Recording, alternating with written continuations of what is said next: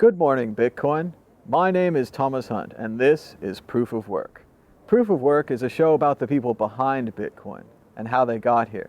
Today we're joined by Tom. How's it going, Tom? It's going well. How are you, Tom? Been good. Love the name. Easy to remember. Always on the tip of my tongue. So I know you're working on a Bitcoin documentary now, so maybe tell them about that first, just a little bit.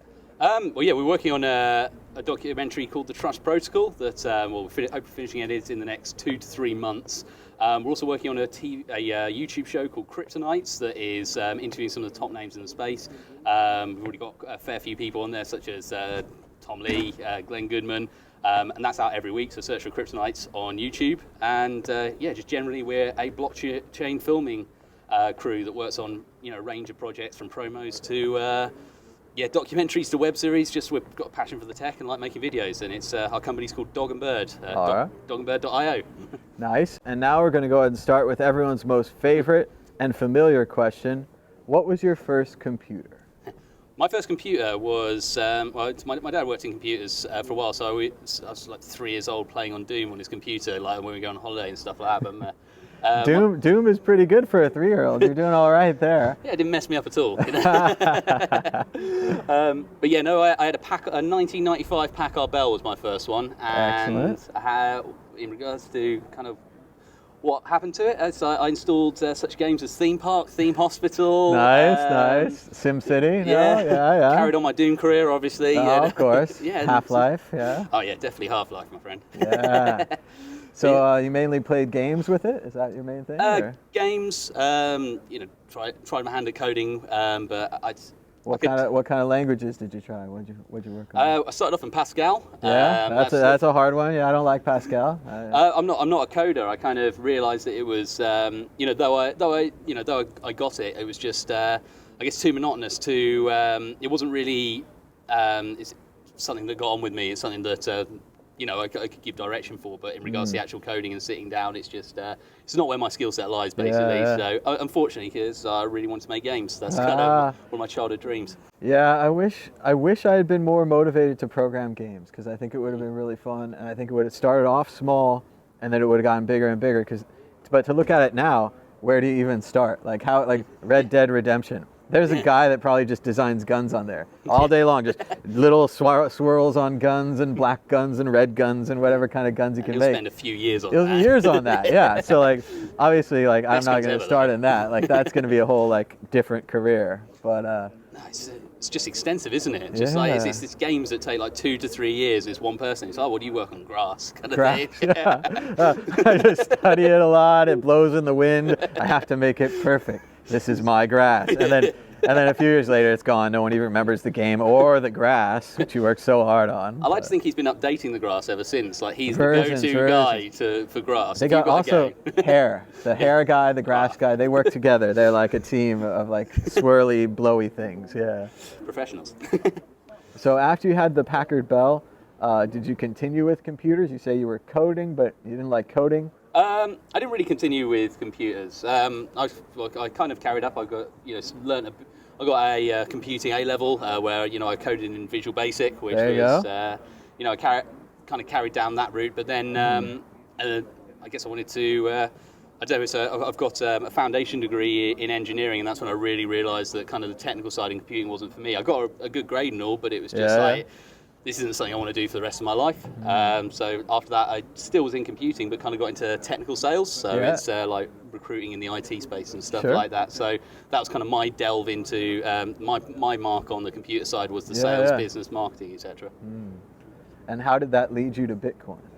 I was recruiting for open source projects at the time, and everyone was talking about cryptocurrency. And a really good friend of mine, a guy called James Fletcher, he was working on with Open Ledger on BitShares, and basically someone moved out, he moved in and to my house, and he's there coding that. And I was explain what's going on, and he just went through all the theories behind it. And my degree after engineering was politics and global economy, so it's kind of politics and kind of that side of the theory really stuck home with me. It was something that it really stuck home. And then you've got all these different governance systems, all these different problems that people are solving basically, and just grabbed me. And within a year, I was looking to work in blockchain, you know, Nice. and campaign, and that's when me and Liam decided to write together a proposal to make an unbiased documentary about the space that, you know, has just literally engrossed our lives.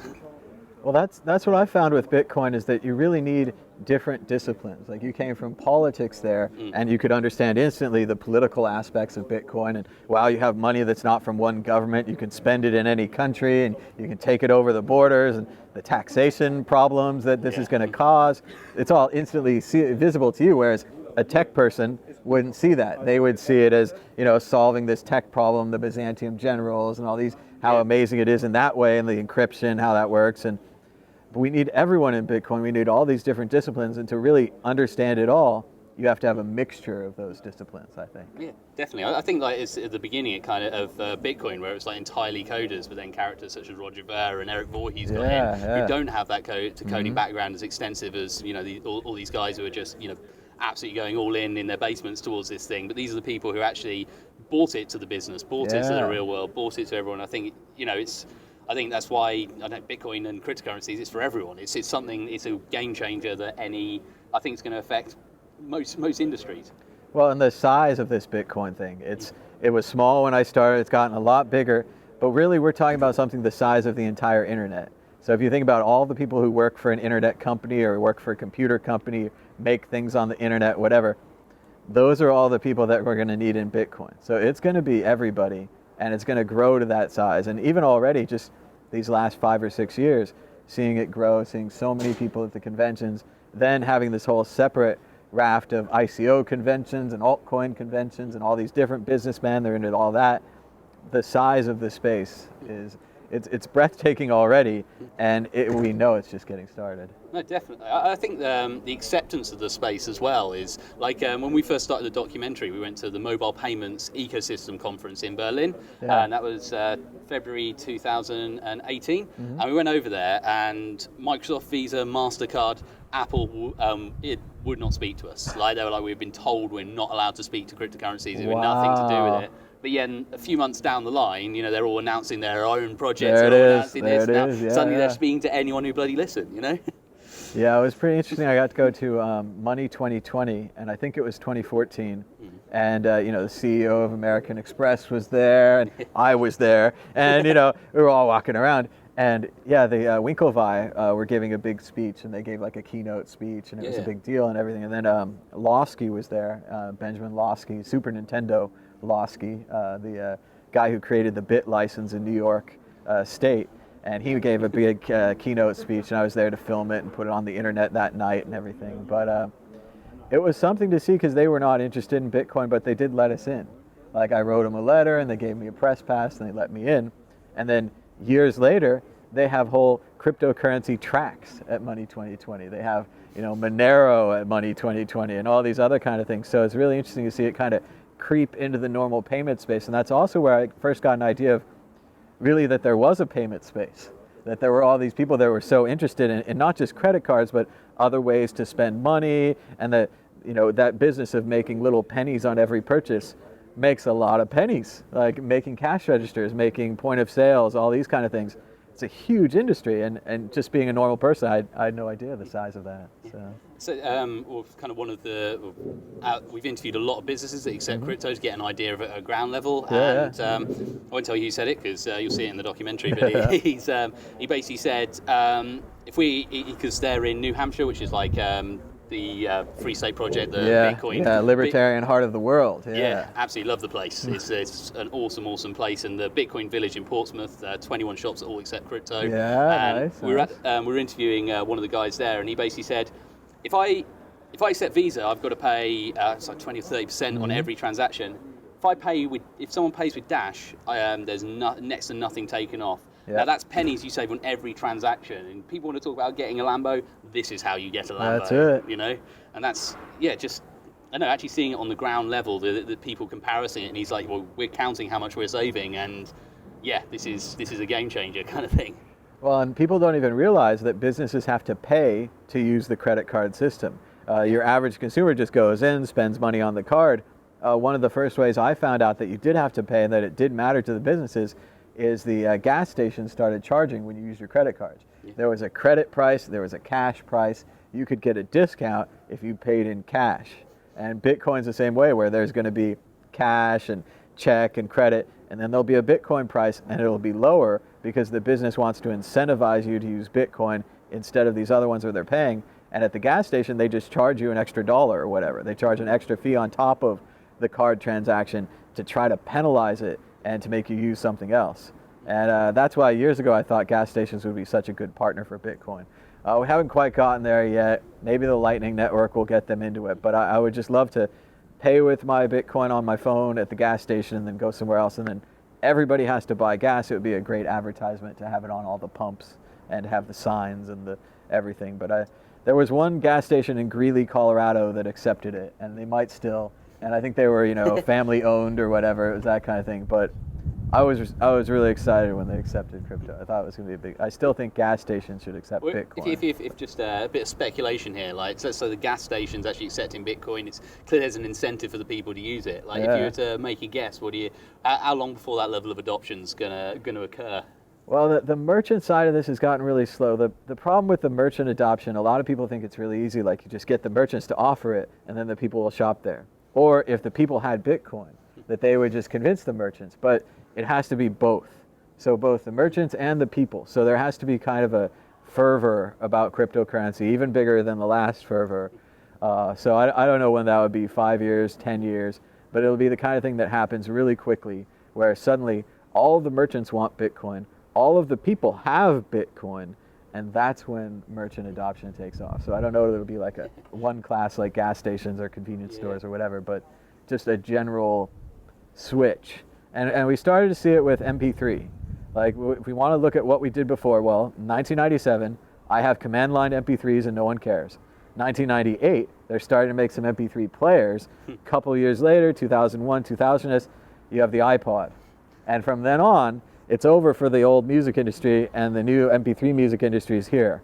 So where are we on that space? Well, we had the command line Bitcoin. Even I wasn't interested in that. I was like, okay, no one's going to use that. Give me a break. I come back a few years later. I look at Coinbase and BitPay, and I'm like, okay, these are real. You can use Bitcoin now. It's a real thing. And I get all in. So then we have all these ups and these pumps and things. So what is it going to take to get the rest of the normal people in? What me and my business partner at Dog and Bird, Liam, has been doing. We're based in Bristol, in the UK, but we did get a business accepting crypto, and we've got people on the fence about it.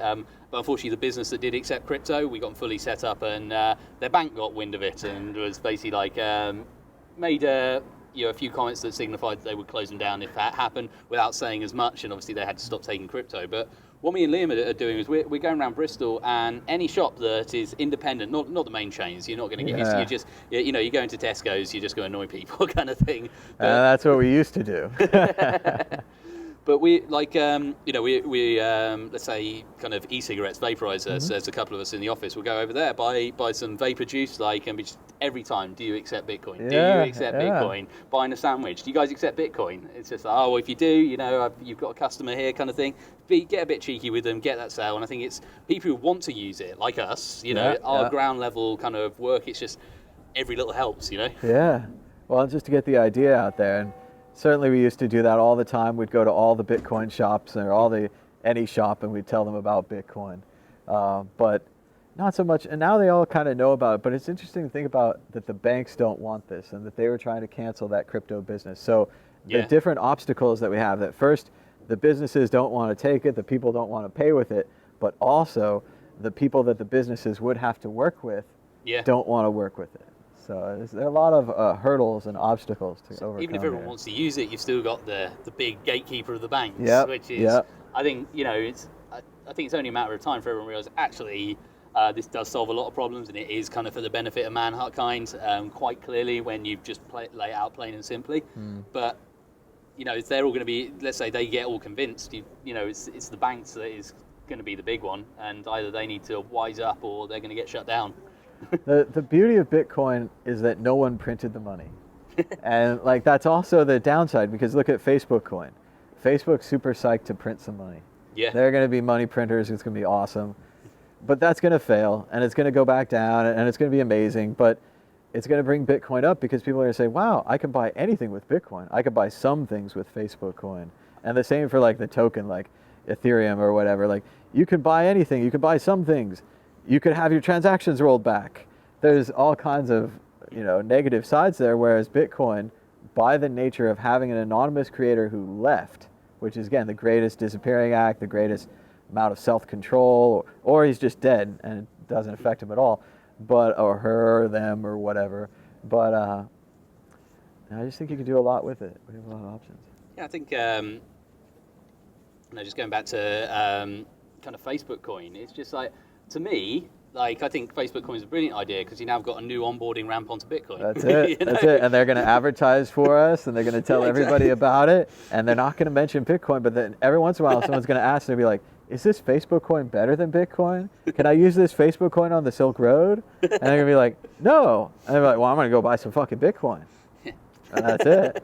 Pretty much, I think any government coin, it's just like, all right, well, there's another onboard ramp to Bitcoin, isn't it? So, I welcome them. Well, and it does help the idea that, were we right on Bitcoin? Well, we're being copied by Facebook. This is the biggest company in the world, they're social media-wise, and just not just the value, but also the interest and the attention that the mainstream people that used to mock us and used to tell us that we were idiots and that it was ridiculous for believing cryptocurrency, now dedicate hours to it on CNBC, put the ticker up there, have documentaries, interviews on 60 Minutes, all these things, all with this idea of, why is this Bitcoin still here? And it's like, we told you from the beginning, this is always going to be here. This is a big change. Now. Yeah, exactly. And we're the ones laughing. Yeah. And it's going to stay that way. Yeah. To adoption. Yeah. To the moon. Yeah. Well, thanks so much, Tom, for the interview. And where can people check out the documentary? Where can they get more information on that? You can get more information on dogandbird.io, which is our website. Also follow us on social media. Twitter is Bitcoin_film for the film, and Dog and Bird Media for our actual company, and same on Insta, except it's the documentary is called The Trust Protocol. So check us all out there, and we're fairly active on LinkedIn and within the local communities. And you come to a Bitcoin conference, chances are you might see one of our faces behind a camera. And when's the documentary going to come out? We have some people that are already camped out at the movie theater. They're wondering, what it's going to be. And it's okay if it's like a while. It's all right. The problem is our editing schedule is probably next 2-3 months. That's our goal, to have the first draft completely done. Nice. There's probably going to be changes through there, and if a distribution company wants changes, there's going to be some little tweaks. But Sure. Our overall thing is 2 to 3 months. We'll have a first draft out there, and we want to get people to critique it so we can make sure that it is the best that it can possibly be. Sure. And then after that, it's just down to the distribution company. I would really like it out in 2019, just before the bull market hits. That would be good. You got to get it out before the halving. You make that a goal. Yeah, exactly. So, all right. Well, thanks so much, Tom. Thank you very much.